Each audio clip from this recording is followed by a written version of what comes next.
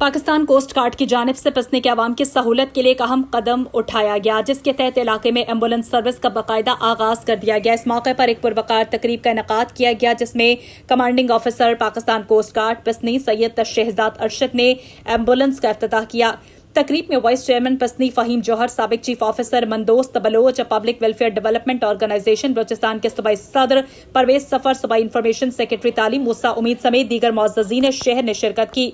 इस मौके पर खिताब करते हुए CEO Pakistan coast guard Syed Shahzad Arshad ने कहा कि पाकिस्तान कोस्ट गार्ड न सिर्फ सरहदों की हिफाजत कर रही है, बल्कि पसनी के अवाम की फलाह बहबूद के लिए मुख्तलिफ शोबों में काम कर रही है। उनका कहना था कि हमारा मिशन एक तरक्की याफ्ता खुशहाल पसनी है और इसी जज्बे के तहत मैयत बस की फराहमी के लिए भी कोशिशें जारी हैं। उन्होंने मजीद कहा कि और माड़ा और गवादर जैसे इलाकों में तरक्याती कामों का तसलसल जारी है, लेकिन पसनी को अभी भी बुनियादी सहूलियात की शदीद जरूरत है, जिसे पूरा करने के लिए हम पुरआज़्म हैं। इलाकाई शख्सियात ने इस इक़दाम को सराहते हुए उम्मीद जाहिर की कि पाकिस्तान कोस्ट गार्ड की जानिब से शुरू की जाने वाली ये सर्विस पसनी के अवाम के लिए निहायत फायदेमंद साबित होगी।